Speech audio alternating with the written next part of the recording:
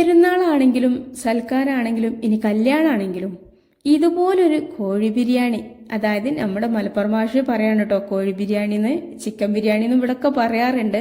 Chicken ബിരിയാണിന്നും കോഴി ബിരിയാണി എന്നൊക്കെ പറഞ്ഞാലും ബിരിയാണി അടിപൊളിയാവുക എന്നുള്ളതാണ്.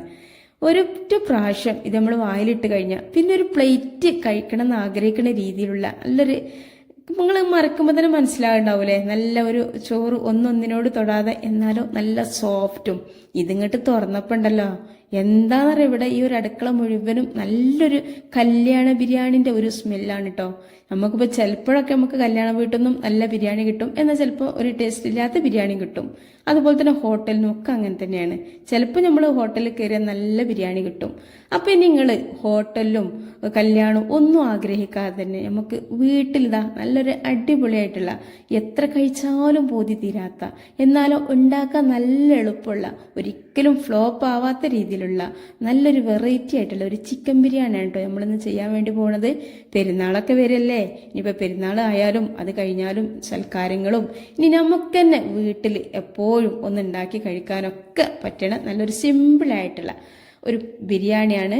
അപ്പോൾ അതാ ഇത് ഉണ്ടാക്കാൻ വേണ്ടിയിട്ട് ഞാൻ കുറച്ച് വെള്ളം അടുപ്പത്ത് വെച്ചിട്ടുണ്ട് കേട്ടോ. നമ്മൾ തിളപ്പിച്ച് ഊറ്റിയിട്ടുള്ള നല്ലൊരു അടിപൊളി ബിരിയാണിയാണ്. ഒരിക്കലും ഇനിയിപ്പോൾ വെള്ളത്തിൻ്റെ കണക്ക് അറിയാതെ ഫ്ലോപ്പായി എന്നുള്ളൊരു പ്രശ്നമൊന്നും ഇതിന് വരൂല. അതുപോലെ തന്നെ ഇങ്ങനെ ഒരു ബിരിയാണി നമ്മൾ ഉണ്ടാക്കി കഴിച്ചാൽ നമുക്കിനി അധികം ചോറ് കഴിക്കാൻ പറ്റാത്ത ആളുകൾക്കൊക്കെ ഇഷ്ടംപോലെ കഴിക്കാനും പറ്റും കേട്ടോ. അപ്പോൾ അതാ ഞാൻ വെള്ളം വെച്ചിക്കണേ, 1 കിലോ അരിയാണ് കേട്ടോ ഞാൻ വെക്കണത്. അതുകൊണ്ട് തന്നെ നല്ലോണം നമുക്ക് ആയാസത്തിൽ തിളക്കാനുള്ള വെള്ളം വെച്ചിട്ടുണ്ട്.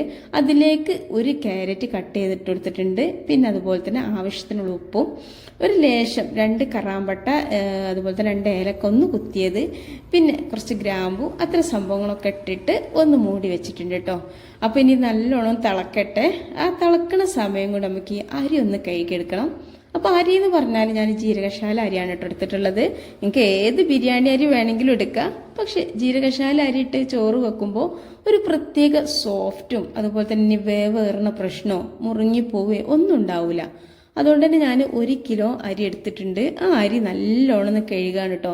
നമ്മളിപ്പോൾ സാധാരണ നമ്മൾ നെയ്ച്ചോറൊക്കെ വെച്ചിട്ട് ബിരിയാണി ഉണ്ടാക്കുകയാണെങ്കിൽ അത് നമ്മൾ ആദ്യം തന്നെ കഴുകി കുറച്ച് സമയം ഒന്ന് ഊറ്റിയൊക്കെ വെക്കണം. ഇതിന് പിന്നെ അതിൻ്റെ ഒന്നും ആവശ്യമില്ല കേട്ടോ.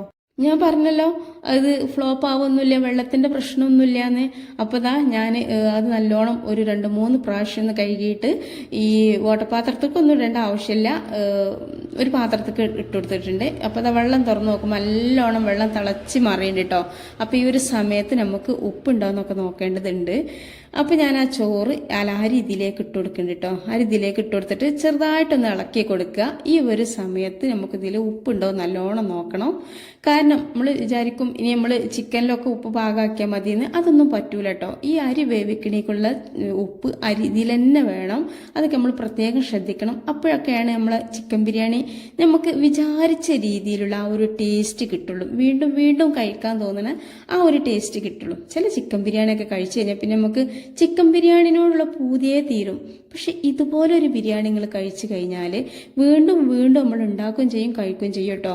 അപ്പോൾ അതാ ഞാൻ ആ അരി ഇതിലേക്ക് ഇട്ട് കൊടുത്തിട്ടുണ്ട്. അപ്പോൾ ഇതിൽ ഉപ്പ് കുറവാണ്. അപ്പോൾ ഉപ്പ് കുറവായതുകൊണ്ട് തന്നെ ഞാൻ ഉപ്പ് ഉണ്ടോ എന്ന് നോക്കാൻ വേണ്ടിയിട്ട് എന്താണ്, നമ്മൾ ഈ ഒരു നോമ്പൊക്കെ അല്ലേ നമുക്ക് അതിനൊന്നും പറ്റൂല. അപ്പോൾ അതിന് നമ്മൾ എന്താ ചെയ്യേണ്ടതെന്ന് വെച്ചാൽ എന്താണ്, നാമച്ച് നോക്കുക, അതിനൊന്നും തെറ്റില്ല കേട്ടോ. പക്ഷെ നമ്മൾ നല്ലോണം ഒന്ന് കുലുക്കുഞ്ഞ് തുപ്പിയിട്ട് ആ വെള്ളമൊക്കെ തുപ്പി ഒഴിവാക്കാതെ വേണ്ടത്. അപ്പോൾ നമ്മൾ എന്ത് ചെയ്യുക, ഉപ്പൊക്കെ നോക്കുക. അപ്പോൾ ഉപ്പ് കുറച്ച് കൂടുതലായിട്ട് നിൽക്കണം. ഈ ഒരു വെള്ളത്തിൽ സാധാരണ ഉപ്പ് പറ്റൂല, ഒരനക്കം മുന്നോട്ട് നിൽക്കണം. അപ്പോഴാണ് നമുക്ക് ആ ഒരു വറ്റുക്കൊക്കെ ഉള്ള പിടിക്കാനുള്ള ഉപ്പുണ്ടാവുള്ളൂ. അത് നിങ്ങൾ പ്രത്യേകം ശ്രദ്ധിക്കുക. അങ്ങനെ അത് അവിടെ തീമിട്ടിട്ടുണ്ട്. ഇനി നമുക്കിതിലേക്ക് വേണ്ടത് നിങ്ങൾ കറക്റ്റ് അളവ് നിങ്ങൾ കണ്ട് മനസ്സിലാക്കിയാൽ നമ്മൾ ആ ഒരു ചിക്കൻ ബിരിയാണിയിൽ ഒരുപാട് ചണ്ടിയോ ഒന്നും ഉണ്ടാവില്ല കേട്ടോ. പാകത്തിനായിരിക്കും. നമ്മളിപ്പോൾ ഒരു കല്യാണത്തിൽ നിന്ന് ഒരു ബിരിയാണി കഴിക്കുമ്പോൾ അതിലൊരുപാട് ചണ്ടിയും വേസ്റ്റൊന്നും ഉണ്ടാവില്ലല്ലോ. എന്നാൽ ചില ഉമ്മമാരൊക്കെ വീട്ടിൽ വെക്കുമ്പോൾ ഒരുപാട് ഉള്ളിൻ്റെ ചണ്ടിയും എന്തൊക്കെ ഉണ്ടാവും. എന്താ, ഒരുപാട് വാരി വലിച്ചിട്ടിട്ടാണ്. നമ്മൾ 1 കിലോ അരി 2 കിലോ അരി വെക്കുമ്പം അതിൻ്റെതായിട്ടുള്ള കറക്റ്റിന് ഇതൊക്കെ എടുത്തു കഴിഞ്ഞാൽ അത് നല്ല ടേസ്റ്റ് ഉണ്ടാവും. ഒരുപാട് ഒഴിവാക്കാനോ ചോറിനേക്കാളും ഇതോ ഒന്നും ഉണ്ടാവില്ല കേട്ടോ. അപ്പം ഞാനിതാ ഒരു 3 വലിയ സവാളയാണ് എടുക്കുന്നത്. ഇനിയിപ്പോൾ നിങ്ങളടുത്ത് ചെറിയ സവാളകളൊക്കെ ആണെങ്കിൽ ഒരു 4 എടുക്കട്ടോ. ഒരു മീഡിയം സൈസൊക്കെ ആണെങ്കിൽ 4 എടുക്കുക. ഇത് അത്യാവശ്യം നല്ല വലിപ്പമുള്ളതായതുകൊണ്ട് 3 എടുത്തിട്ടുണ്ട്. ഈ ഒരു 3 തന്നെ നമുക്ക് എന്താ ചെയ്യുക, ഉള്ളി പൊരിച്ച് കോരാനും ഒക്കെ ഇതിലുണ്ടാവും കേട്ടോ. അപ്പോൾ 1 കിലോൻ്റെ അളവ് കറക്റ്റ് നോക്കി കഴിഞ്ഞാൽ നിങ്ങൾക്ക് ഒരു 5-6 ഗസ്റ്റൊക്കെ വീട്ടിൽ വരികയാണെങ്കിൽ നിങ്ങൾക്ക് 1 കിലോ അരി ഇട്ട്, അതുപോലെ തന്നെ ഇനിയിപ്പോൾ നിങ്ങൾക്ക് ഒരു ഓർഡറൊക്കെ കിട്ടുകയാണ്, നിങ്ങൾ 1 കിലോ അരി ഇട്ടിട്ടുള്ള ചോറ് വേണമെന്ന് പറഞ്ഞാൽ ഈ ഒരു സംഭവങ്ങൾ മാത്രം ശ്രദ്ധിച്ചാൽ 1 കിലോ അരിക്കുള്ള എല്ലാതും ആവും കേട്ടോ. അപ്പോൾ ഇതാ ഞാൻ ഈ 2 അരിഞ്ഞിട്ടുണ്ട്. ഇനി നമുക്ക് ഉള്ളി അരിയുമ്പോഴൊക്കെ പ്രത്യേകം ശ്രദ്ധിക്കാനുള്ള എന്താ വെച്ചാൽ ഇതിൻ്റെ ഈ അറ്റത്തുണ്ടാവില്ല ഒരു കട്ടിയുള്ള സാധനം, അത് ഒഴിവാക്കണം. അല്ലാന്നുണ്ടെങ്കിൽ അതൊക്കെ ഒരു ടേസ്റ്റ് വ്യത്യാസം വരാൻ സാധ്യത ഉണ്ട് കേട്ടോ. അപ്പം കട്ടി കുറച്ചിട്ട് അരിയുക. അപ്പം നിങ്ങൾ അരിഞ്ഞതിൻ്റെ രക്ഷങ്ങളൊന്ന് ഇങ്ങനെ തിരുമ്പി കൊടുത്താൽ മതി. അപ്പോൾ ഇത് ശരിക്കും അങ്ങോട്ട് ഓരോ ഇതളായിട്ട് കിട്ടും കേട്ടോ. അപ്പം അതിൻ്റെ ഇടയിലൊക്കെ നമ്മൾ ചോറൊന്ന് പോയി നിൽക്കാം കേട്ടോ. അപ്പോൾ ഒന്ന് പോയി നോക്കിയിട്ടുണ്ട്. അപ്പോൾ ചോറ് തിളച്ചിക്കണ്, പക്ഷെ ഞാനൊന്ന് ഇളക്കി കൊടുത്തിട്ടുണ്ട്. അപ്പം നമ്മൾ ആ ഒരു ബിരിയാണിൻ്റെ അരിൻ്റെ ചോറ് എങ്ങനെ ശ്രദ്ധിക്കേണ്ടതെന്ന് വെച്ചാൽ അത് തിളച്ചിങ്ങോട്ട് വന്ന് ഒരു 2-3 മിനിറ്റൊക്കെ കഴിഞ്ഞതിന് ശേഷം നമ്മളൊന്ന് എടുത്ത് നോക്കിയിട്ടൊന്ന് കടിച്ച് നോക്കണം. അപ്പം നമ്മൾ കടിക്കണ സമയത്ത് അതിൻ്റെ ഉള്ളിൽ നിന്ന് ഒരു അരി കടിക്കണ പോലെ നമുക്ക് തോന്നുന്നുണ്ടെങ്കിൽ അത് വെന്തിട്ടില്ല കേട്ടോ. പിന്നെ ചില ആളുകൾക്കൊക്കെ ഉണ്ട് ആ ഒരു അരി വെന്തിട്ട് ഇനിയിപ്പോൾ നമ്മൾ ദമ്മിടുമ്പോൾ വെന്തോളും എന്നുള്ള ആ ഒരു ചിന്ത, അതൊരിക്കലും നിങ്ങൾ ചിന്തിക്കരുത്. നമ്മളെ ബിരിയാണിക്കുള്ള ചോറിൻ്റെ വേവ് എത്രയാണോ അതിൻ്റെ 90% ഈ ഒരു വെള്ളത്തിൽ കിടന്നതിൻ്റെ വേവണം. അതായത് നമ്മൾ ആ അരി എടുത്തിട്ട് ആ ചോറ് എടുത്തിട്ട് ഒന്ന് കടിച്ചു നോക്കുക. തിളക്കണ ചോറ് എടുത്തൊന്ന് കടിച്ച് നോക്കുമ്പോൾ ഉള്ളിൽ അരി കടിക്കണില്ല എന്നുണ്ടെങ്കിൽ ആ ചോറ് അന്നേരം നമുക്ക് ഊറ്റിയെടുക്കട്ടോ. അരി കടിക്കുന്നുണ്ടോ 1 മിനിറ്റും കൂടെ ഒന്ന് തിളച്ചോട്ടെ. അപ്പോൾ അത് തിളക്കുന്നുണ്ട് കേട്ടോ. ആ ഒരു സമയം കൊണ്ടാണ് ഞാൻ ഇതൊക്കെ കട്ട് ചെയ്യണത്. അപ്പോൾ നമുക്ക് ചില ആളുകൾക്കൊക്കെ ഉണ്ട് ഈ കട്ടിങ് ഒക്കെ കഴിഞ്ഞതിന് ശേഷം വെള്ളം തീമക്കണത്. അത് എന്താ വെച്ചാൽ നമ്മളൊരു 2-3 കിലോ അരിയിട്ടൊക്കെ ചോറ് വെക്കുമ്പോൾ അതിനുള്ള വെള്ളം നമ്മൾ തീമക്കേണ്ടി വരും. അപ്പോൾ അതൊക്കെ കുറേ സമയം പിടിക്കും തിളച്ച് കിട്ടാനും ഒക്കെ. അപ്പോൾ എന്ത് ചെയ്യുക, നമ്മളെപ്പോഴും ബിരിയാണി ഉണ്ടാക്കുന്ന സമയത്ത് ആദ്യം തന്നെ വെള്ളം തീമക്കണം കേട്ടോ. എന്നാൽ നമ്മളിതൊക്കെ ഒന്ന് ശരിയാക്കി വരുമ്പോഴേക്കും ആ ഒരു വെള്ളം തിളക്കലും അരി കഴുകിടലും ചോറ് ഊറ്റലൊക്കെ റെഡിയാവും. എന്നാൽ പിന്നെ നമുക്ക് വേഗം മസാല റെഡിയാക്കിയിട്ട് ചോറ് ഉണ്ടാക്കലും ഒക്കെ പെട്ടെന്ന് റെഡിയാക്കി കിട്ടും കേട്ടോ. അപ്പോൾ ഇനിയിപ്പോൾ ഇതിൻ്റെ ഒരു അളവ് പറയണം. എന്താ വെച്ചാൽ ഞാൻ 3 അത്യാവശ്യം വലിപ്പമുള്ള തക്കാളിയും കൂടി എടുത്തിട്ടുണ്ട്. അപ്പോൾ 1 കിലോ അരിയിലേക്ക് 3 വലിയ ഉള്ളിയും 3 വലിയ തക്കാളിയായിട്ട് എടുത്തിട്ടുണ്ട്. ഇനിയിപ്പോൾ 2 ചെറുതാണെങ്കിൽ 4 വീതം വെക്കാം, ഒരു കുഴപ്പമില്ല, ഭാഗമായിരിക്കും. പിന്നെ അത് കട്ട് ചെയ്തിട്ടോ. ഇനിയിപ്പോൾ ഞാൻ ഇതെടുത്തുകണ് എന്താ വെച്ചാൽ പുതിനയില ഞാൻ ഒരു 2-3 തണ്ടിൻ്റെ ഇല പിച്ചെടുത്തിക്കാണ് കേട്ടോ. അതുപോലെ തന്നെ മല്ലിച്ചപ്പ് ഞാൻ ഇല മാത്രമല്ല തണ്ടടക്കം അരിഞ്ഞെടുക്കുന്നുണ്ട്. പക്ഷെ മല്ലിച്ചപ്പിൻ്റെ തണ്ട് നമുക്ക് അരിയാം, പുതിനേൻ്റെ അരി തണ്ട് ഭയങ്കര ഉറപ്പായിരിക്കും കേട്ടോ. അതുകൊണ്ട് ഇതിൽ അരിഞ്ഞ് കൂട്ടരുത്.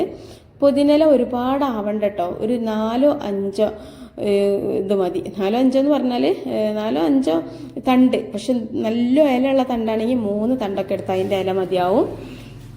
അപ്പോൾ അതും കൂടി കട്ട് ചെയ്തതിന് ശേഷം ഇനി നമുക്കിതിലേക്ക് വേണ്ടത് 1.5 ഉണ്ട വെളുത്തുള്ളിയും അതുപോലെ തന്നെ 2 ചെറിയ കഷ്ണം ഇഞ്ചും ഒരു 5-6 പച്ചമുളകാണ് കേട്ടോ. അത് നമുക്ക് മിക്സിൻ്റെ ജാറിലിട്ടിട്ട് ഒന്ന് പൊടിച്ചെടുക്കാം, ഒന്ന് ക്രഷ് ചെയ്തെടുക്കാം. അപ്പോൾ അതവിടെ റെഡിയായി. അപ്പോൾ നമ്മളെ കട്ടിങ് ഒക്കെ പെട്ടെന്ന് തന്നെ റെഡിയായി കഴിഞ്ഞിട്ടുണ്ട്.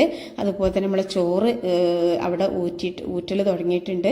പിന്നെ അതുപോലെ തന്നെ നമുക്ക് സിമ്പിൾ പണിയുള്ളൂ കേട്ടോ. അപ്പോൾ ഞാൻ ഒരു ചെമ്പട്ടി വെച്ചിട്ട് അതിലേക്ക് എത്ര അറിയോ ഓയിൽ ഒഴിച്ചെടുത്തത്, 1 കിലോ അരിയിലേക്ക് 150 ഗ്രാം ഓയിൽ, സൺഫ്ലവർ ഓയിലോ ഇനി ഏത് ഓയിലോ അതിന് കുഴപ്പമില്ല, വെളിച്ചെണ്ണ ഒഴിച്ചെടുക്കണ്ട.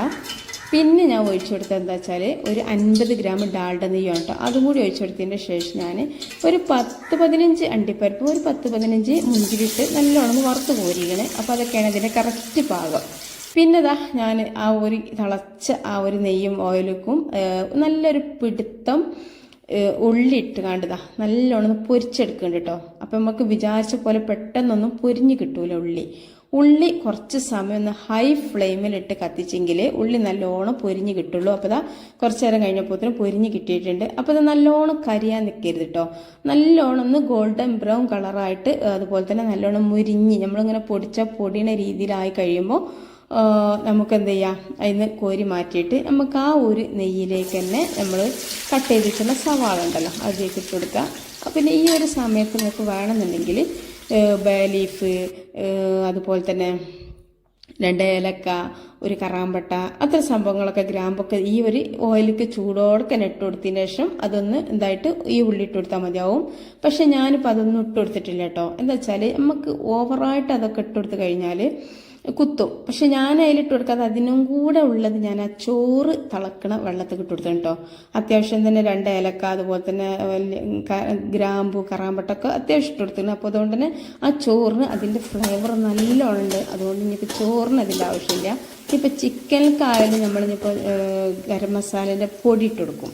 അപ്പോൾ ആ പൊടിയിലും നമ്മൾ ഈ സംഭവങ്ങളൊക്കെ തന്നെയാണ് പൊടിച്ചെടുക്കണം. അപ്പോൾ എല്ലാം കൂടെ ഓവർ ആവണ്ടെന്ന് വിചാരിച്ചിട്ടാണ് ഞാൻ ചേർത്ത് കൊടുക്കാത്തത്. അപ്പോൾ നിങ്ങൾക്ക് അതിൻ്റെ ഫ്ലേവർ ഒരുപാട് ഇഷ്ടമുള്ള ആളുകളാണെങ്കിൽ ആ ഉള്ളി ഇടുന്നതിന് മുമ്പ് അതൊന്ന് മൂത്തിട്ട് ഉള്ളി ഇട്ട് കൊടുത്താൽ മതിയാവും. പിന്നെതാ ഞാൻ അതിലേക്ക് നമ്മൾ കട്ട് ചെയ്തിട്ടുള്ള തക്കാളി ഇട്ട് കൊടുത്തു കേട്ടോ. അപ്പോൾ ഈ ഉള്ളി വാട്ടുക എന്ന് പറഞ്ഞാൽ ചില ആളുകൾക്കൊക്കെ ഉണ്ട് ഉള്ളി ആ ഒരു നെയ്യ് ഇട്ട് കൊടുത്തിട്ട് മൂടി വെക്കുക, അതുപോലെ തന്നെ ഉപ്പിടുക. ആ സംഭവങ്ങൾ നമ്മൾ ബിരിയാണി ഉണ്ടാക്കുമ്പോൾ ചെയ്യരുത് കേട്ടോ. ബിരിയാണി ഉണ്ടാക്കുമ്പോൾ നമ്മൾ ആ ഉള്ളി നല്ലോണം ഹൈ ഫ്ലെയിമിലിട്ട് കത്തി വാടട്ടെ. മൂടി വെക്കാനോ ഉപ്പിടാനോ ഒന്നും നിൽക്കണ്ട. നല്ലോണം വാടി കഴിഞ്ഞതിന് ശേഷം മാത്രമായിട്ട് ഞാൻ തക്കാളി ഇട്ട് കൊടുത്തത്. അപ്പോൾ തക്കാളി ഒന്ന് വാടിക്കഴിഞ്ഞിട്ടുണ്ട്. ആ ഒരു സമയത്ത് നമ്മൾ ഇഞ്ചി, പച്ചമുളക്, വെളുത്തുള്ളി എല്ലാം ചതച്ച് വെച്ചിട്ടുണ്ടായിരുന്നല്ലോ, അത് ഇതിലേക്ക് ഇട്ട് കൊടുത്തണം കേട്ടോ. അത് ഇതിലേക്ക് ഇട്ട് കൊടുക്കുമ്പോഴാണ് നമ്മളെ ബിരിയാണിൻ്റെ ഒരു സ്മെല്ല്, നമ്മളെ ഹോട്ടലിൻ്റെ മുന്നിൽ കൂടി പോകുമ്പോഴാണ് ആ ഒരു സ്മെല്ല്. അതായത് നമ്മളെ കല്യാണ വീട്ടിലൊക്കെ ഒരു 8-9 മണിയാകുമ്പോൾ ഉണ്ടാവും ഒരു സ്മെല്ല് ഇങ്ങനെ വരാൻ. ആ ഒരു ബിരിയാണി ചെമ്പ് ഓലിങ്ങനെ ഉണ്ടാക്കി തുറക്കുന്ന സമയമൊക്കെയാണത്. ആ ഒരു സ്മെല്ലാണ് ഒപ്പം വന്നത്. അതുപോലെ തന്നെ ഇനി നമുക്കിതിലേക്ക് നമ്മൾ ആ മല്ലിച്ചപ്പും പുതിനയിലും കൂടി ഇട്ട് കൊടുക്കുക. ഇനി ഇതെല്ലാം കൂടി നല്ലോണം ഒന്ന് വഴറ്റിയതിന് ശേഷം ചെറുതായിട്ടൊന്ന് മൂടി വെച്ച് ഒന്ന് ഈ ഒരു ഇലകളും എല്ലാം കൂടിയിട്ട് നല്ലോണം ഒന്ന് മങ്ങി വേവട്ടതിൽ. അപ്പോൾ ഒരുപാട് ഹൈ ഫ്ലെയിമിൽ ഒന്നിടണ്ട, ഒരു മീഡിയം ടു ലോ ഫ്ലെയിമിൽ ഇട്ടിട്ട് വെച്ചാൽ മതിയാവും. ഇതാ കുറച്ച് സമയമായപ്പോഴേക്കും ഇതാ നല്ലോണം ഇതൊക്കെ ഒന്ന് സോഫ്റ്റ് ആയിട്ട് കിട്ടിയിട്ടുണ്ട് കേട്ടോ. അപ്പോൾ തീ കൂട്ടി വെച്ച് പോയത് നല്ലൊരു സ്മെല്ലുണ്ട്. അപ്പോൾ ഇത്രയും ആയി കഴിഞ്ഞാൽ നമുക്കിതിലേക്ക് ഇനി പൊടികളും അത്തരം സംഭവങ്ങളൊക്കെ ചേർത്ത് കൊടുക്കാം കേട്ടോ. അപ്പോൾ ഈ ഒരു ബിരിയാണി മസാല ഉണ്ടാക്കുമ്പോൾ ഒരുപാട് പൊടികൾ ചേർത്ത് കൊടുക്കരുത് കേട്ടോ. നേരിയ പൊടിയെ ചേർക്കാൻ പാടുള്ളൂ. അതുകൊണ്ട് തന്നെ ഞാൻ അതിലേക്ക് ഒരു 1.5 ടേബിൾ സ്പൂൺ മല്ലിപ്പൊടിയും, ഒരു 3/4 ടേബിൾ സ്പൂൺ മുളക് പൊടിയും, ഒരു 1/2 ടേബിൾ സ്പൂൺ മഞ്ഞൾപ്പൊടിയും, അതുപോലെ തന്നെ ഒരു 3/4 ടേബിൾ സ്പൂണോളം ഗരം മസാല പൊടിയും, 1 ടേബിൾ സ്പൂണോളം കുരുമുളക് പൊടിയാണ് കേട്ടോ ചേർത്ത് കൊടുക്കുന്നത്. അപ്പോൾ ഇപ്പം ഞാൻ ഇട്ടടുത്ത് ഗരം മസാല പൊടിയാണ്. ഇനി ഇതാ 1 ടീസ്പൂണ് കുരുമുളക് പൊടി. അപ്പോൾ കുരുമുളക് പൊടിയൊക്കെ നാച്ചുറലാണ്, നമ്മൾ വീട്ടിൽ തന്നെ പൊടിച്ചെടുത്തതുകൊണ്ട് അത്യാവശ്യം നല്ല ചൂടും ചുവലും എരിവും ഒക്കെ ഉണ്ട്. അതുകൊണ്ട് നമ്മളിതിലേക്ക് ഇഞ്ചി, പച്ചമുളക് ഒക്കെ ചേർത്ത് കൊടുത്തുകൊണ്ടാണ് കേട്ടോ. ഈ 3 സംഭവങ്ങളും കുരുമുളകൊക്കെ ആയതുകൊണ്ട് തന്നെ അത്യാവശ്യം എരിവുണ്ടാവും. അതുകൊണ്ടാണ് ഞാൻ മുളക് പൊടിൻ്റെ അളവ് കുറച്ചത്. ഇനി നിങ്ങൾക്ക് കൂടുതൽ എരിവ് വേണമെങ്കിൽ 1 ടേബിൾ സ്പൂൺ വരെ മുളക് പൊടി ആഡ് ചെയ്യാം. ഇനി ഇതിലേക്കുള്ള ഉപ്പും കൂടെ ചേർത്ത് കൊടുത്തിട്ടുണ്ട് കേട്ടോ. അപ്പോൾ ഉപ്പും കൂടെ ചേർത്ത് കൊടുത്തതിന് ശേഷം നല്ല പോലൊന്ന് ഈ ഒരു പൊടികൾക്കൊക്കെ ഒരു തരം പച്ചക്കുത്ത്, പച്ചമണം ഉണ്ടാവും. അപ്പോൾ അതൊക്കെ നല്ലോണം ഒന്ന് ഇങ്ങോട്ട് പോണത് വരെ നമുക്ക് ലോ ഫ്ലെയിമിൽ ഇട്ടിട്ട് നല്ലോണം ഒന്ന് ഇളക്കിയെടുക്കുക. ഒരുപാട് ഹൈ ഫ്ലെയിമിൽ ഇടേണ്ട, ഒരുപാട് സമയം വെക്കും വേണ്ട, പെട്ടെന്ന് തന്നെ ഇത് റെഡിയാവും. അപ്പോൾ ഇതിവിടെ റെഡി ആയിട്ടുണ്ട്. ഇനി നമുക്കിതിലേക്ക് ചിക്കൻ ഒന്ന് ഇട്ട് കൊടുക്കാനേ ഉള്ളൂ. അപ്പോൾ ഇതാ ചിക്കന് ഞാൻ ഫ്രിഡ്ജിൽ നിന്ന് എടുത്തതാണ് കേട്ടോ. നല്ല ഐസായിരുന്നു. അപ്പോൾ ഞാൻ ഐസൊക്കെ വെള്ളത്തിലിട്ട് ഒക്കെ മാറിയിട്ടുണ്ട്. അപ്പം വലിയൊരു പീസും ഉണ്ട്, കുറച്ച് ചെറിയ കഷ്ണങ്ങളും ഉണ്ട് കേട്ടോ. അപ്പം ഞാൻ എന്താ വെച്ചാൽ നമുക്ക് വലിയ കഷ്ണങ്ങളായിട്ട് ബിരിയാണിക്ക് ഇട്ട് കൊടുക്കാനും പിന്നെ കുറച്ച് ചെറിയ പീസും ബിരിയാണിക്ക് ഇട്ട് കൊടുക്കാമെന്ന് വിചാരിച്ചു. അതുപോലെ തന്നെ കുറച്ച് ഇത് കേട്ടോ പൊരിക്കാനും കൂടെ ഉള്ളതാണ്. അപ്പോൾ ഇത്രയും ചിക്കൻ നമുക്ക് ഇതിലേക്ക് വേണ്ട കേട്ടോ. 1 കിലോ അരിയിലേക്ക് 1 കിലോ ചിക്കൻ തന്നെ മതിയാവും. ഇനിയിപ്പോൾ നിങ്ങൾക്ക് ചില ആളുകൾക്ക് ബിരിയാണിയിൽ ഒരുപാട് ഇറച്ചി ഇഷ്ടമില്ലാത്ത ആളുകളുണ്ടെങ്കിൽ ഒരു 800 ഗ്രാമോ അങ്ങനെയൊക്കെ മതിയാവും. അപ്പോൾ ഇതാ ഞാൻ 1 കിലോ അരിയിലേക്ക് 1 കിലോ ചിക്കൻ തന്നെ ഇടാമെന്ന് വിചാരിക്കുന്നുണ്ട് കേട്ടോ. ഇത് ഏകദേശം ഒരു 1.5 കിലോൻ്റെ അടുത്തുണ്ടാവും. അപ്പോൾ അത് ഇനിയിപ്പോൾ 1 കിലോൻ്റെ താഴെയൊക്കെ വന്നാലും കുഴപ്പമൊന്നുമില്ല. ഞാൻ പിന്നെ ഇവിടെ തൂക്കണമൊന്നുമില്ല, ഞാൻ സുമാർ എടുക്കുകയാണ് കേട്ടോ.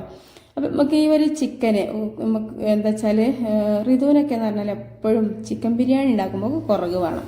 അപ്പോൾ അതിനൊക്കെ വേണ്ടിയിട്ടാണ് ഈ കുറകാക്കിയിട്ട് എടുക്കുന്നത് കേട്ടോ. അപ്പോൾ വീണ് അപ്പം നിങ്ങൾക്ക് ഇനിയിപ്പോൾ ഇത്ര വലിപ്പമുള്ള കഷ്ണം വേണമെന്നൊന്നുമില്ല. ഇനിയിപ്പോൾ ചെറിയ പീസ് കൊണ്ട് ഉണ്ടാക്കിയാലും ചിക്കൻ ബിരിയാണി അടിപൊളിയായിട്ട് ടേസ്റ്റ് ഉണ്ടാവും, കാണാനൊരു ഭംഗി ഉണ്ടാവും വലിയ പീസൊക്കെ വെക്കുമ്പോൾ. അത്രയേ ഉള്ളൂ, അതൊക്കെ നിങ്ങളെ ഇഷ്ടം. അപ്പോൾ ഇതാ ഞാൻ ചിക്കൻ നല്ല പോലെ കഴുകി ഒരു 2-3 പ്രാവശ്യമൊക്കെ കഴുകി മേലൊക്കെ വെള്ളം ഒഴിച്ച് ഇതാ കൊണ്ടുവന്നിട്ടുണ്ട്. ഇനി നമുക്ക് ഈ ഒരു മസാലയൊക്കെ ഇട്ടുകൊടുക്കാം. ഈ ഒരു മസാല തുറന്ന സമയത്ത് ഭയങ്കര നല്ലൊരു ഒറിജിനൽ ഒരു കല്യാണ വീട്ടിലേക്കൊക്കെ ചെല്ലുമ്പോൾ ഉണ്ടാവും ഒരു ചിക്കൻ ബിരിയാണിയുടെ മണം. അതിപ്പോൾ തന്നെ ഉണ്ടായിട്ടുണ്ട് കേട്ടോ. ഇനി നമുക്കിതിലേക്ക് ചിക്കനും കൂടെ ചേർത്ത് കൊടുത്ത് അതൊക്കെ കൂടിയിട്ടുണ്ടാകുമ്പോൾ അതിലേറെ സ്മെല്ലാണ്. അപ്പോൾ ഇതാ ഞാൻ ചിക്കനൊക്കെ അതിലേക്ക് ഇട്ട് കൊടുത്തിട്ടുണ്ട്. ഈ ഒരു സമയത്ത് നിങ്ങൾ തീ നല്ലോണം കുറച്ച് വെക്കണം കേട്ടോ. കാരണം ഇതിൽ ആ മസാല മസാലക്കെട്ട ഒരു ഫില്ലിങ് ആയതുകൊണ്ട് തന്നെ അത് വേഗം അടിക്ക് പിടിക്കാനുള്ള സാധ്യത ഉണ്ട്, അത് ശ്രദ്ധിക്കുക. ഇനി നമുക്ക് ചിക്കൻ ഇട്ട് കഴിഞ്ഞാൽ അപ്പോഴും ലോ ഫ്ലെയിമിൽ തന്നെ ഒരു 2 മിനിറ്റ് ഇങ്ങനെ നിന്നോട്ടെ കേട്ടോ. അതിനുശേഷം നമുക്ക് ഹൈ ഫ്ലെയിമിലേക്ക് ആക്കാം. അപ്പോൾ ഇതാ ഇതിലേക്ക് നമുക്ക് നല്ലൊരു ഏറ്റവും കൂടുതൽ നമുക്ക് ബിരിയാണിക്ക് ടേസ്റ്റ് കൊടുക്കുന്ന സംഭവമാണ് അല്ലെങ്കിൽ ഒരു തൈര്. അപ്പോൾ ഈ ഒരു തൈര് ഞാനൊരു 150 ഗ്രാമാണ് കേട്ടോ 1 കിലോ ചിക്കൻ ബിരിയാണിയൊക്കെ ഇട്ട് കൊടുക്കുന്നത്, ഒഴിച്ചു കൊടുക്കുന്നത്. അപ്പോൾ 500 ഗ്രാം തൈരൊക്കെ നമ്മൾക്ക് കിട്ടുമ്പോൾ അത് പകുതി ഒഴിക്കുക, അങ്ങനെയൊന്നും ചെയ്യേണ്ട, ഒരുപാടായി പോവും. പിന്നെ അതുപോലെ തന്നെ നമുക്ക് തക്കാളിൻ്റെ പുളിയും ഒക്കെ ഉണ്ടല്ലോ, അപ്പോൾ ഒരുപാട് പുളി ഇല്ലാത്ത തൈര് നോക്കിയിട്ട് ഒഴിച്ചു കൊടുക്കട്ടോ. ഈ തൈര് ഒഴിക്കുന്നത് നല്ലൊരു ടേസ്റ്റും നല്ലൊരു സോഫ്റ്റൊക്കെ കിട്ടാൻ വേണ്ടിയിട്ടാണ്. അപ്പം ഞാൻ ലോ ഫ്ലെയിമിൽ വെച്ചിട്ട് ഇതാ കുറച്ച് സമയം ഒന്ന് വെക്കേണ്ട, 2 മിനിറ്റ് വെച്ച് വരുമ്പോഴേക്കും അത് നല്ലോണം വെള്ളം ഇറങ്ങി വരും കേട്ടോ. പിന്നെ ഹൈ ഫ്ലെയിമിൽ ഒരു 2-3 മിനിറ്റും കൂടി കത്തിയാൽ തന്നെ നമ്മൾ ചിക്കൻ ഉഷാറായിട്ട് വരും. അപ്പോൾ ആദ്യം തന്നെ നിങ്ങൾ ഹൈ ഫ്ലെയിമിൽ ഇടരുത്. ആദ്യം തന്നെ ഹൈ ഫ്ലെയിമിൽ ഇട്ട് കഴിഞ്ഞാലുള്ള കുഴപ്പമെന്ന് വെച്ചാൽ ഈ വെള്ളം ഇറങ്ങി വരുന്നതിന് മുമ്പ് തന്നെ ഈ വെള്ളം വറ്റിക്കൊണ്ടിരിക്കും. അപ്പോൾ ഈ വെള്ളം കുറച്ചൊന്ന് നെയ്യും വെള്ളമെല്ലാം കൂടി ചിക്കൻ ഇറങ്ങി വരുന്നതൊക്കെ ആ തൈര് വെള്ളമാണതും എല്ലാം കൂടെ ഒന്ന് ലോ ഫ്ലെയിമിൽ വെച്ചാൽ ഇതുപോലെ കിട്ടും. അപ്പോൾ ഇതാ 4-5 മിനിറ്റൊക്കെ കഴിഞ്ഞ് ഞാൻ ഫ്ലെയിമൊക്കെ ഓഫ് ചെയ്ത് ഇപ്പോൾ നല്ലൊരു ഗ്രേവിയോട് കൂടിയുള്ള ഒരു മസാലയാണ് കേട്ടോ ഇപ്പോൾ റെഡി ആയിട്ടുള്ളത്. അപ്പോൾ ഈ ഒരു ഗ്രേവി ഇത്ര തന്നെ വേണം. അപ്പോഴാണ് നമുക്ക് എന്താ വെച്ചാൽ ഇനി ഇതിൻ്റെ മേലെ നേരെ അങ്ങോട്ട് കൊണ്ടുപോയിട്ട് നമ്മൾ ചോറ് ഇടല്ലോട്ടോ ചെയ്യണത്. അപ്പോൾ ചോറൊക്കെ ഞാൻ ഊറ്റി വെച്ചിട്ടുണ്ടായിരുന്നു, അതൊന്നും ഞാൻ വീഡിയോ എടുത്തിട്ടില്ല. ഇനിയിപ്പോൾ വീഡിയോൻ്റെ ലെങ്ത്ത് ഒരുപാട് ആവണ്ടെന്ന് വിചാരിച്ചിട്ടാണ് കേട്ടോ. അപ്പോൾ ചോറ് ഞാൻ പറഞ്ഞല്ലോ ഉള്ളരി കടിച്ചിട്ടുണ്ടെന്ന് കണ്ടാൽ പറ്റൂല. ഉള്ളരി നമ്മളൊരു വറ്റെടുത്തിട്ട് കടിച്ച് നോക്കുമ്പോൾ ആ അരിൻ്റെ വറ്റിൻ്റെ ഉള്ളിൽ അരി കടിക്കണില്ല എന്നുണ്ടെങ്കിൽ അതാണ് കറക്റ്റ് പാകുന്നത്.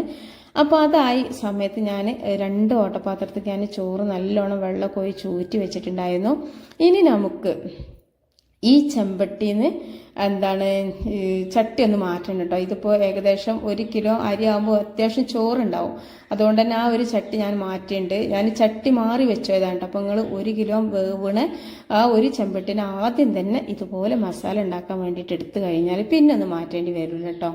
അപ്പോൾ ഇതിവിടെ റെഡി ആയിട്ടുണ്ട്. ഇനി നമുക്ക് ഇതിന്ന് ഞാൻ കുറച്ച് ഇതിന്ന് മുക്കി നിങ്ങൾ കണ്ടില്ലേ, കുറച്ച് മുക്കി വെച്ചിരുന്നു കേട്ടോ. ഇനി നമുക്ക് ഇതിൻ്റെ മേലെ കൂടി ഒരു ചോറ് ഇട്ട് കൊടുക്കുക. കണ്ടില്ല, നല്ല ചോറാണ് കേട്ടോ, ഒന്നിന്മേ തൊടാത്ത വറ്റാണ്. അപ്പം അങ്ങനെ തന്നെ നിങ്ങൾ ഊറ്റിയെടുക്കണം. ഒരുപാട് വേവ് കുറയാനും പാടില്ല, എന്നാലോ ഒരുപാട് വെന്ത് ഏറാനും പാടില്ല കേട്ടോ. ഇപ്പം നിങ്ങൾ ചോറ് ഊറ്റുന്ന സമയത്ത് ഉള്ളരി കടിക്കുന്നുണ്ടെന്നുണ്ടെങ്കിൽ ഇനിയിപ്പോൾ അത് ദമ്മിടുമ്പോൾ വേവെന്നുള്ള ആ ഒരു മോഹം ഉണ്ടല്ലോ, അത് വിചാരിച്ചിട്ട് കാര്യമില്ല കേട്ടോ. ഇതിന്ന് ചോറിന് പ്രത്യേകിച്ചൊരു വേവൊന്നും വേവില്ല. നമ്മുടെ ബിരിയാണിക്ക് ആ ഒരു വേവ് ഇതിൽ തന്നെ ആവട്ടെ, ആ ഒരു തിളപ്പിക്കുമ്പോൾ തന്നെ വേണം കേട്ടോ. അപ്പോഴാണ് നമുക്കെല്ലാം പെർഫെക്റ്റ് ആയിട്ടുള്ള നല്ല സോഫ്റ്റ് ബിരിയാണി കിട്ടുള്ളൂ. അപ്പം ഞാൻ ചോറ് ഇങ്ങനെ 2-3 സ്റ്റെപ്പ് ആക്കിയിട്ടാണ് ഇട്ട് കൊടുക്കുന്നത്. അപ്പോൾ കുറച്ച് ഇട്ട് കൊടുത്തതിന് ശേഷം ഒന്ന് പരത്തി വെച്ചെടുത്തിട്ടതാ ഇതുപോലെ നമ്മൾ അണ്ടിപ്പരിപ്പും മുന്തിരിയും ഒക്കെ ഒന്ന് നല്ലോണം റോസ്റ്റ് ചെയ്തിട്ടിട്ടുണ്ടാകും, അതുപോലെ തന്നെ നമ്മൾ ഉള്ളിയൊക്കെ. അപ്പോൾ അതൊക്കെ ഞാൻ അതിൻ്റെ മേലൊന്ന് സ്പ്രെഡ് ചെയ്ത് കൊടുത്തതിന് ശേഷം ഒരു ഓട്ടപാത്രത്തിൽ ചോറ് കഴിഞ്ഞത് 2ാമത്താണ് കേട്ടോ. അപ്പോൾ 1 കിലോ അരി ആകുമ്പോൾ തന്നെ അത്യാവശ്യം ചോറുണ്ടാവും. അപ്പോൾ അതും കൂടി കണ്ടിട്ട് ചെമ്പട്ടിയൊക്കെ എടുക്കുക. എന്നിട്ട് 2ാമത്തെ സ്റ്റെപ്പിൽ നമ്മൾ ആദ്യം കുറച്ച് കറി ഇതിൽ നിന്ന് മുക്കി വെച്ചിരുന്നല്ലോ, ഇതാണ് കേട്ടോ ഈ ഒരു ചോറിൻ്റെ ഏറ്റവും നല്ല ടേസ്റ്റ് കൊടുക്കുന്നത്. നമ്മൾ ഈ ഒരു കറി ഇത് എടുത്തുകൊണ്ട് ഇതിന് മേലെ ഒഴിച്ചില്ല എന്നുണ്ടെങ്കിൽ വെറും പച്ചട്ടി ഇങ്ങനെ അട്ടിയായിട്ട് ഇട്ട് കൊടുത്തിട്ട് ഒരു കാര്യമില്ല. നമുക്ക് അടിയിൽ നിന്ന് ഇതിൻ്റെ സ്മെല്ലൊക്കെ പൊന്തുന്നുണ്ടെങ്കിലും ഇതിങ്ങനെ നടുവിലിങ്ങനെ കുറേശ്ശെ ഒഴിച്ചു കൊടുത്ത് നമ്മൾ ഈ ബിരിയാണിക്ക് ഭയങ്കര ഒരു ടേസ്റ്റ് ആയിരിക്കും, നല്ലൊരു സോഫ്റ്റും ഉണ്ടാവും. അപ്പോൾ ഇതിൻ്റെ 2ാമത്തെ തട്ടിൽ കുറച്ച് ഗരം മസാല പൊടിയൊക്കെ ഇട്ട് കൊടുത്തിട്ടുണ്ട് കേട്ടോ, അതൊക്കെ എനിക്ക് ഇഷ്ടമാണ് ഇട്ട് കൊടുക്കുക. പിന്നെ അതുപോലെ തന്നെ അങ്ങനെ 3ാമത്തെ തട്ട് ഇട്ട് കൊടുത്ത് അപ്പോൾ ചെമ്പട്ടി നിറഞ്ഞു വന്നു കേട്ടോ. നല്ല വാരിയുള്ള അരിയാണ്, അതുകൊണ്ട് തന്നെ കുറച്ചൊക്കെ ചോറ് കൂടുതലുണ്ട്. അപ്പോൾ ഇനി നമുക്ക് ഇതിൻ്റെ മുകളിലും ബാക്കിയുള്ള ആ ഒരു ഇതും ഒഴിച്ചെടുക്കുക. ഇതിങ്ങനെ ഒഴിക്കുമ്പോൾ എന്താ പറയുക, നമുക്ക് ഈ ഒരു ചോറ് നല്ല സോഫ്റ്റ് ആവും. എന്താ വെച്ചാൽ നമ്മൾ ചോറ് വെക്കുമ്പോഴും ആ ഒരു വെള്ളത്തിൽ കുറച്ച് ഓയിൽ ഒഴിച്ചിട്ടുണ്ടല്ലോ, എന്താണ് അരി തിളപ്പിക്കുന്ന സമയത്ത്, അപ്പം തന്നെ നമ്മൾ വറ്റ് നല്ല സോഫ്റ്റ് ഉണ്ടാവും. ഇനി നമുക്ക് ഇതിന് മുകളിൽ കൂടെ ലേശം ചെറുനാരങ്ങ നീര് പിഴിഞ്ഞെടുക്കണം, ഒരുപാട് വേണ്ട. ചില ആളുകൾ 1 കിലോ അരിൻ്റെ ചോർക്ക് 2-3 ചെറുനാരങ്ങ നീര് പിഴിഞ്ഞെടുക്കും. അതിനൊന്നും ആവശ്യമില്ല, നമുക്ക് ചെറുതായിട്ടൊരു പുളി മാത്രം മതി. പിന്നെ നമ്മൾ തക്കാളിൻ്റെ പുളി, തൈരിൻ്റെ പുളി ഒക്കെ ഇതിലുണ്ടല്ലോ. അപ്പം എന്ത് ചെയ്യുക, 1 മുറി ചെറുനാരങ്ങ നീര് 1 കിലോ അരിക്ക് കേട്ടോ. എന്നിട്ട് ഇതിൻ്റെ മുകളിലൂടെ നമ്മൾ ഈ മറ്റേ സംഭവങ്ങളൊക്കെ ഒന്ന് ഇട്ട് കൊടുത്തിട്ട്, ഇനി ഇവിടെ ഒന്നും ഗരം മസാല പൊടി ചേർക്കണില്ല കേട്ടോ, അതൊരുപാടായാൽ കുത്തും. പിന്നെ അതുപോലെ തന്നെ നമുക്ക് കുറച്ച് മല്ലിയിലും കൂടെ ഇതിന് മുകളിൽ കൂടെ ഇങ്ങനെ സ്പ്രെഡ് ചെയ്ത് കൊടുക്കാം. അപ്പോൾ ഈ ഒരു കറി നമ്മൾ ഇതിന് മുകളിൽ ഒഴിച്ചതുകൊണ്ട് തന്നെ നമ്മളെല്ലാ ചോറും ഓരോ വറ്റിനും ആ ഒരു ബിരിയാണിൻ്റെ സ്മെല്ല് പെട്ടെന്ന് എത്തുകയും ചെയ്യും. നല്ലൊരു ഈ നെയ്യാണല്ലോ, ഈ ഒരു കറി മൊത്തം നെയ്യാണ്. എന്താ വെച്ചാൽ ആ ഒരു ചിക്കൻ ഇറങ്ങി ഒരുപാട് നെയ്യ് വരും. പിന്നെ നമ്മൾ ആ നെയ്യ് ഓയിലൊക്കെ ഇതിലുണ്ട്, അതൊക്കെ നമ്മൾ മുകളിൽ ചോറിൻ്റെ മുകളിൽ നിന്നേ അടിയിലേക്ക് ഇറങ്ങുകയാണ്. അപ്പോൾ ആ എല്ലാ ചോറുമുള്ള ആ ഒരു നെയ്യും ആ ഒരു കറീൻ്റെ ആ ഒരു സ്മെല്ലും എല്ലാം കൂടെ ആവുമ്പോൾ പ്രത്യേകിച്ച് ടേസ്റ്റുള്ളൊരു ബിരിയാണി ആയിരിക്കും കിട്ടുന്നുണ്ടാവുക. അപ്പോൾ എനിക്ക് തീരെ ഇഷ്ടമില്ലാത്തൊരു സംഭവമാണ് RKG എന്ന് പറഞ്ഞ സംഭവം. ഈ മിൽമ RKG എന്നൊക്കെ, ഈ RKG ഉണ്ടല്ലോ, ആ ചെറിയ സാധനം നല്ല വിലൻ്റെ, അത് ഒരു സ്മെല്ലാണ്. പക്ഷേ ബിരിയാണിക്ക് ഇത് തിരി കൂട്ടാഞ്ഞാലിട്ട് ബിരിയാണി രസം ഉണ്ടാവില്ല. അപ്പോൾ ലേശം ഒന്ന് ഇതിൻ്റെ മുകളിൽ കൂടെ ഒഴിച്ചെടുത്തിട്ട് ഞാൻ അടുപ്പത്ത് കൊണ്ടുപോയി വെച്ച് ഏകദേശം ഒരു 2 മിനിറ്റ് എല്ലാ സൈഡും ഒന്ന് ഗ്യാസ്മേലാണ് ഒന്ന് എത്തിച്ചു കൊടുത്തുകാണ്ട് അങ്ങോട്ട് കൊണ്ടുവന്നു കേട്ടോ. ഒരുപാട് സമയമൊന്നും വെക്കണ്ട, കുറച്ച് സമയം, ഒരു 2 മിനിറ്റ് നടു സൈഡൊക്കെ ഒന്ന് ഇങ്ങനെ നീക്കി കൊടുത്താൽ മതി, എല്ലായിടത്തും എത്തും. പിന്നെ നിങ്ങൾക്ക് അടുപ്പിലൊക്കെ കത്തനുണ്ടെന്നുണ്ടെങ്കിൽ ഇതൊന്നൊരു ഓൽക്കൂടി കത്തിച്ചാൽ മതിയാവും കേട്ടോ അടിഭാഗം. അല്ലാ മാഷാ അല്ലാ, എന്തൊരു മണം മക്കളെ, എന്തൊരു സ്മെല്ലാണെന്ന് പറയാൻ പറ്റില്ല. കാരണം അത്രക്കും നല്ല സ്മെല്ലാണ് ഇട്ടത്. നമ്മൾ അടിപൊളി ബിരിയാണി ഇവിടെ റെഡി ആയിക്കണ്. ഇതൊക്കെയാണ് കണ്ടില്ലേ, ഒരു വറ്റൊന്നിമ തുറന്നില്ല, നല്ല സോഫ്റ്റാണ്. ചിലപ്പോഴൊക്കെ ചിലവരൊക്കെ ബിരിയാണി വെച്ചാൽ ഉള്ളേരി വേവാത്ത പ്രശ്നങ്ങളൊക്കെ വരാറുണ്ടല്ലേ. പിന്നെ നമ്മൾ തിളപ്പിച്ച് വിട്ടിട്ട് ചോറ് വെച്ചാൽ ഒരുപാട് ഗുണങ്ങളുണ്ട്, നമ്മുടെ ശരീരത്തിനും ഗുണമാണ്. പിന്നെ നമുക്ക് ടെൻഷൻ ഇല്ലാതെ ബിരിയാണി ഉണ്ടാക്കാം. നമ്മളിപ്പോൾ നെയ്ച്ചോറ് വെച്ചിട്ടാണ് ഉണ്ടാക്കുന്നത്, ചിലപ്പോൾ അത് കട്ട പിടിക്കും, ചില അരിക്ക് അത് വെള്ളം ഏറെ കുറവൊക്കെ വരും. എല്ലാ ബിരിയാണീൻ്റെ അരിക്കും ഒരുപോലെ അല്ല വെള്ളം ഉണ്ടാകുക. ഒരേ അരി തന്നെ ജീരകശാല അരി വാങ്ങിയാലും ചിലത് കാണാൻ നല്ല അരി, ചിലത് എന്തൊക്കെ നുറുങ്ങിയ പോലും വെള്ളമേറി ചീഞ്ഞ പോലൊക്കെ ഉണ്ടാവും. അതൊക്കെ വെള്ളം പ്രശ്നമാവും നമ്മൾ നെയ്ച്ചോറ് വെച്ചിടുമ്പോൾ. ഇങ്ങനെ ചെയ്യുമ്പോൾ ആ ഒരു പ്രശ്നമൊന്നും നമുക്ക് വരാനില്ല. നമ്മൾ സാധാരണ ആ ഒരു ചോറ് വെച്ച് ഊറ്റണം, അത്രയേ ഉള്ളൂ. പിന്നെ എല്ലാം സിമ്പിളാണ്, എന്നാലും കഴിക്കാൻ ഭയങ്കര ടേസ്റ്റാണ് കേട്ടോ. അപ്പോൾ നമ്മൾ അടിപൊളി ബിരിയാണി ഇവിടെ റെഡി ആയിട്ടുണ്ട്. 1 കിലോ അരി, ഇതിൻ്റെ ഇനിയിപ്പോൾ ഒരു 5 കിലോ അരിയാണ് ഇട്ട് വെക്കണമെന്നുണ്ടെങ്കിൽ ഒരു 15 തക്കാളി, 15 ഉള്ളി, അങ്ങനെ ഓരോ ഞാൻ എടുത്ത ഇൻഗ്രീഡിയൻസ് ഒക്കെ അളവ് ഇങ്ങനെ കൂട്ടി കൊടുത്താൽ മതിയാവും. നല്ല അടിപൊളിയായിട്ടുള്ള ബിരിയാണി നിങ്ങൾക്ക് ഉണ്ടാക്കിയെടുക്കുക. 5 കിലോ അല്ലെങ്കിൽ 10 കിലോ നിങ്ങൾക്ക് ധൈര്യമായിട്ട് വെക്കട്ടോ, ഒരു ടെൻഷനും ഇല്ലാതെ ബിരിയാണി ഉണ്ടാക്കട്ടോ. അപ്പോൾ എല്ലാവരും ഇതൊന്ന് ട്രൈ ചെയ്ത് നോക്കുക. ലൈക്ക് ചെയ്യാൻ മറന്നു, ലൈക്ക് ചെയ്യുക. അസ്സലാമു അലൈക്കും വറഹ്മത്തുള്ളാഹി.